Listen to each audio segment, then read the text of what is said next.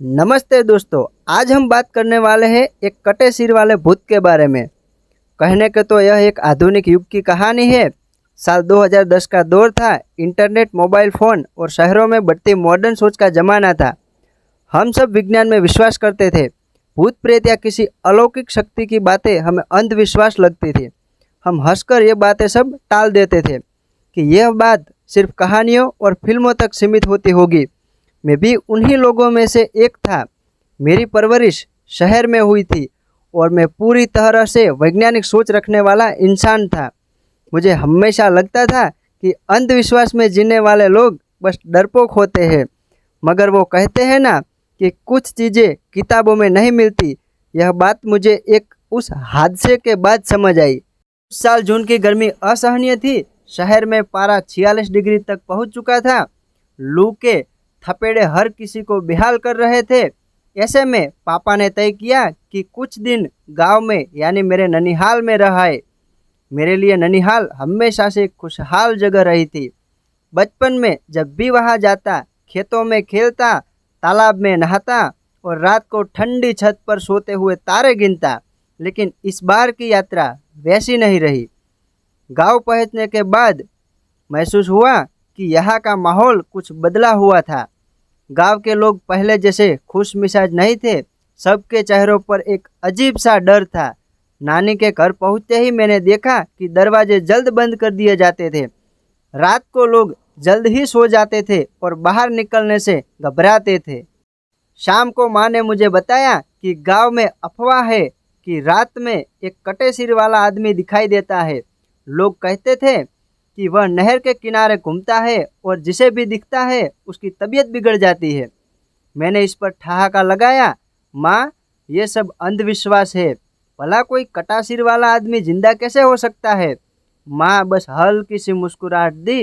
बेटा, गांव की और शहर की बातें एक जैसी नहीं होती, सब अलग होता है। यहाँ कई राज्य हैं जिन्हें विज्ञान भी नहीं समझ सकता। गांव में 2 दिन बीते। मैं खेतों में घूमता, तालाब में नहाता और बचपन की यादें ताज़ा करता रहा। लेकिन हर दिन गांव वालों के चेहरे पर वही डर का साया दिखता।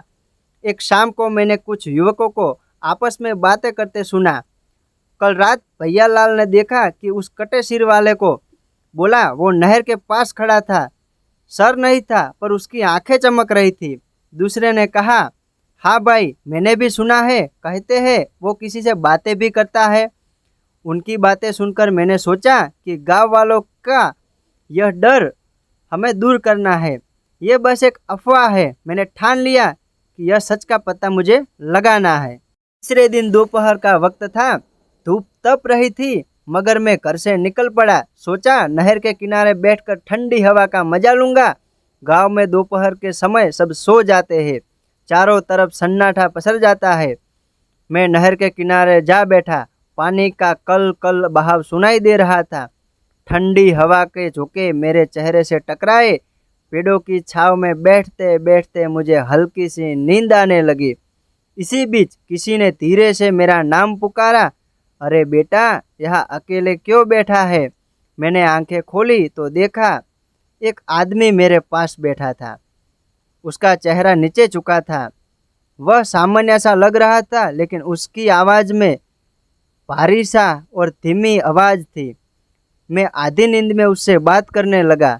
बस ऐसे ही बैठा हूँ, आप कौन? वह मुस्कुराया। मैं यही का हूँ, तू पहली बार आया है ना इस गांव में? मैंने कहा, हाँ, बचपन में आता था पर अब लंबे समय के बाद आया हूँ। वह आदमी मेरे अतीत के बारे में बताने लगा। उसने मेरी कई पुरानी बातें बताई जिन्हें मैंने किसी को बताया नहीं था। मैं हैरान था। मैंने सोचा कि यह आदमी मुझे कैसे जानता है। मैं उठकर उसकी ओर देखने लगा। तभी उसने धीरे धीरे अपना सिर ऊपर उठाया और मेरी सांसें थम गई। उसका सिर तो था ही नहीं, कंधों से ऊपर सिर्फ एक खून से सना धड़ था। उसकी आंखें जैसे अंधेरे में चमक रही थी लेकिन सिर गायब था। मेरे हाथ पांव सुन्न हो गए। मैं चिल्लाना चाहता था लेकिन आवाज़ गले में ही अटक गई। वह मेरे करीब झुकने लगा। उसकी ठंडी हवा जैसी सांसें मेरे चेहरे पर महसूस हो रही थी और अगले ही पल वो गायब हो गया। मैं पागलों की तरह वहाँ से भागा। घर पहुँचते ही दरवाज़ा बंद कर लिया। माँ ने मेरा हाल देखा तो घबरा गई। मेरा चेहरा पीला पड़ चुका था।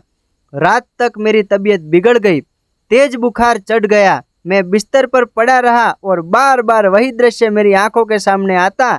मुझे यकीन नहीं हो रहा था कि मैंने क्या देखा। क्या यह सपना था या सच? नानी ने गांव के एक बूढ़े साधु को बुलवाया। वह साधु गांव में बहुत सम्मानित थे। उन्होंने मेरी नब्ज देखी और कुछ देर ध्यान किया। बेटा, जो तूने देखा वो सपना नहीं था, वह एक आत्मा है। इस गांव का पुराना किस्सा है। कई साल पहले यहाँ एक आदमी की हत्या हुई थी। उसका सिर काटकर नहर में फेंक दिया गया था। उसकी आत्मा आज भी भटक रही है। मैंने घबराकर पूछा, लेकिन वह मेरे पास क्यों आया? साधु ने गहरी सांस ली। कभी कभी आत्माएं उन्हीं के सामने प्रकट होती है जिसने वे कोई संदेश देना चाहती है। शायद वह तुझसे कुछ कहना चाहता है। साधु ने गांव की पुरानी कहानी सुनाई। सालों पहले इस गांव के ठाकुर ने अपनी जमीन बचाने के लिए अपने ही मजदूर की हत्या करवा दी थी। मजदूर का नाम रामेश्वर था। ठाकुर ने उसका सिर काटकर लाश नहर के किनारे फेंक दी थी। लोगों का मानना है कि रामेश्वर की आत्मा शांति नहीं पा सकी। मैं यह सुनकर सिहर गया। शायद वही आत्मा मुझसे कुछ चाहती थी। रात को मैं खिड़की से बाहर झांक रहा था। अचानक वही ठंडी हवा आई। मैंने देखा वो साया फिर खड़ा था। इस बार उसने हाथ से इशारा किया कि मैं उसके पीछे चलूं। डर के बावजूद मैं बाहर निकल पड़ा। वो साया मुझे नहर के पास ले आया। उसने अपने हाथ से मिट्टी में एक जगह खोदी। वहाँ से एक पुरानी लोहे की पेटी निकली। पेटी के अंदर कुछ कागजात थे जिनमें ठाकुर के गुनाहों का पूरा सच लिखा था। मैंने अगले दिन यह बात गांव वालों को बताई। लोग इकट्ठा हुए और ठाकुर के परिवार से माफ़ी मंगवाई। उन कागजों के आधार पर अधिकारियों ने भी गांव के पुराने मामले खोले। उस रात साधु ने एक पूजा रखी।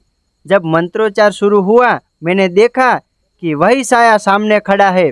उसकी आंखों में अब भी गुस्सा नहीं, शांति थी। धीरे धीरे वह धुंध में बदल गया और गायब हो गया। गांव वालों ने कहा कि अब वे कटे सिर वाले आदमी को कभी नहीं देखोगे। मैंने उस दिन जाना कि विज्ञान सब कुछ नहीं समझ सकता। गांव लौटकर जब भी मैं इस घटना को याद करता हूँ, मेरी रूह कांप जाती है। अब मैं आत्मा के अस्तित्व को नकार नहीं सकता। शायद वे हमारे बीच होती है, बस हम उन्हें देख नहीं पाते। तो दोस्तों, आज के लिए बस इतना ही। मिलते हैं एक ऐसी सच्ची कहानी के साथ। तब तक आपने मेरे चैनल सिनिस्टर शैडोज को सब्सक्राइब नहीं किया तो जल्दी से सब्सक्राइब कर लो। धन्यवाद।